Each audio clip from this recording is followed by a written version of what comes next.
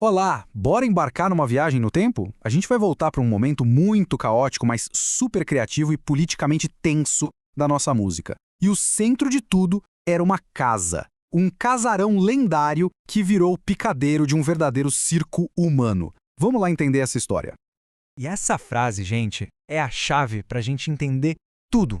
A imagem da lona de circo, meio suja, chegando para abrigar o grande espetáculo que é a vida, é a imagem perfeita para toda a beleza, a bagunça e a intensidade daquela comunidade artística que a gente vai explorar agora. E o centro desse circo, o Picadeiro, era um lugar bem real. Um casarão lá no Rio de Janeiro. Mas não era um endereço qualquer. Era um ponto de encontro que ia se transformar em muito, mas muito mais do que só uma casa. Ia virar lenda. Olha, só para ter uma noção, imagina a cena, festa de um aninho de uma criança. E entre os convidados, ninguém mais, ninguém menos que Caetano Veloso com a família dele. Era esse o nível de intimidade, de convivência. Aquele casarão não era um palco, era a extensão da vida deles, onde a arte e o dia a dia se misturavam de um jeito total. E que elenco, hein? Além dos Veloso, pensa só, o Belchior chegando lá do Ceará, trazendo farinha e carne seca na mala, ou o próprio narrador da história, que viu a família dele crescer ali entre aquelas paredes. E no centro de tudo, como se fosse o sol desse sistema, estava ele, o grande Milton Nascimento. Ou para os íntimos, o Bituca. Pois é, e é justamente com o Bituca, essa figura central, que a nossa história dá uma virada. A gente vai ver agora como o paradoxo do sucesso dele acabou gerando uma crise que testou os laços daquela comunidade de um jeito muito real e muito revelador.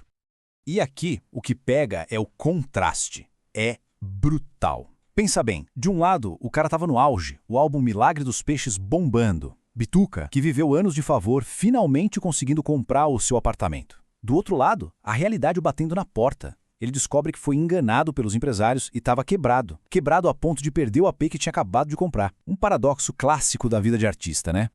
E aí, qual foi a jogada? O que eles fizeram? Eles não ficaram de braços cruzados, não. Eles partiram para a ação. A comunidade artística se mobilizou de um jeito incrível. O Maurício Tapajós puxou à frente da organização e simplesmente Caetano e Chico Buarque, dois gigantes, patrocinaram um show. A grana toda foi pro Bituca, que conseguiu quitar as dívidas e salvar o apartamento. Isso aqui mostra, de um jeito surreal, o poder que essa união tinha. No grande circo humano, a rede de segurança era feita pelos próprios artistas. Mas olha só, essa união toda, essa força de agir em grupo, ela não nasceu só da amizade, não. Ela foi fortalecida por um inimigo em comum. Uma força externa que afiou a arte deles, que transformou as canções em verdadeiras armas. E esse inimigo era a ditadura militar. É super importante a gente entender o cenário da época.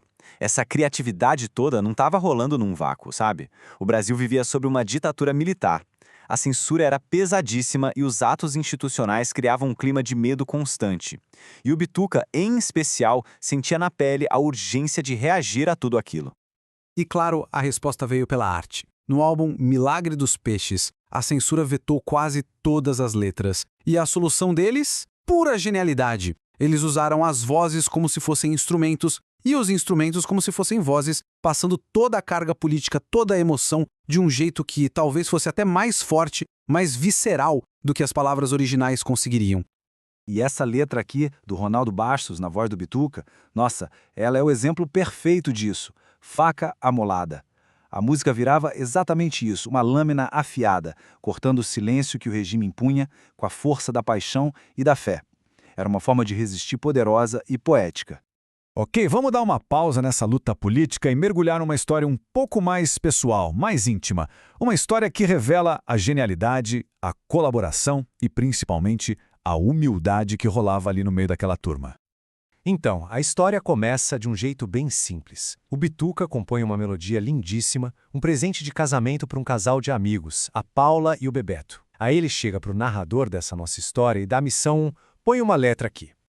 E é aqui que a história ganha uma tensãozinha. Quando o Bituca pergunta da letra, o narrador responde com toda a sinceridade: não, bicho, ainda tá frio. A inspiração não tinha batido. É aí que o Bituca solta: ainda bem, tem mais gente querendo ela. E essa outra pessoa era simplesmente Caetano Veloso. O que acontece a seguir, gente, é uma aula de humildade.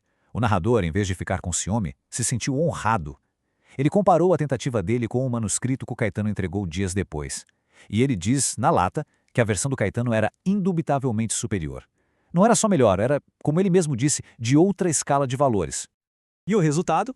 Bom, é essa poesia que virou um verdadeiro hino. Versos que conseguiram capturar perfeitamente a essência do amor, da liberdade, um clássico que nasceu assim, quase por acaso, de uma colaboração inesperada, de um presente de casamento que virou um presente para a música brasileira inteira. Bem, e agora a gente chega no clímax da nossa história. É o momento em que aquele casarão, que já era um lar, um refúgio, se transforma na sua versão final, a mais extrema de todas. Um palco vivo, pulsante e totalmente caótico. A transformação da casa foi uma coisa impressionante. Pensa, o que começou com uma casa de família virou uma espécie de embaixada para viajantes e artistas do mundo todo. Depois, virou uma comuna lotada e, por fim, a casa inteira se tornou um teatro. A vida e a arte ali se fundiram de vez.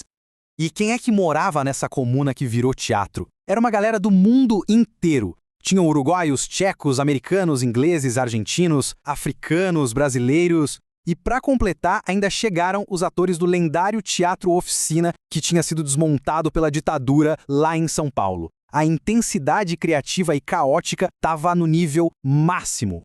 E o ponto alto de toda essa loucura foi uma peça, uma adaptação de Jean Genet, chamada As Empregadinhas. Só que não era um teatro normal, de jeito nenhum. A peça acontecia na casa inteira. Se a cena era no banheiro, os atores e o público, todo mundo ia pro banheiro. As barreiras entre palco e plateia, entre arte e realidade, elas simplesmente sumiram. E a reação de quem viveu tudo isso resume perfeitamente o impacto da coisa em 3 palavras. Não foi só interessante, sabe? Ou diferente. Foi uma coisa visceral, inesquecível mesmo. Foi verdadeiramente chocante. E aqui no final, a gente chega numa nota meio melancólica, até intrigante. O Bituca, a figura central, o amigo que a comunidade salvou, o músico cuja arte era uma resposta direta aquele tempo todo, ele não estava lá para ver esse clímax. Aí fica aquela pergunta no ar, né? O que essa ausência dele significa? Talvez quem acendeu o pavio não precisasse testemunhar a explosão mais caótica e mais bonita. Talvez a função dele fosse só essa. É um final que deixa a gente pensando. No grande circo humano, às vezes o mestre de cerimônias é o primeiro a sair do picadeiro, e o espetáculo continua, seguindo seu próprio rumo, totalmente imprevisível.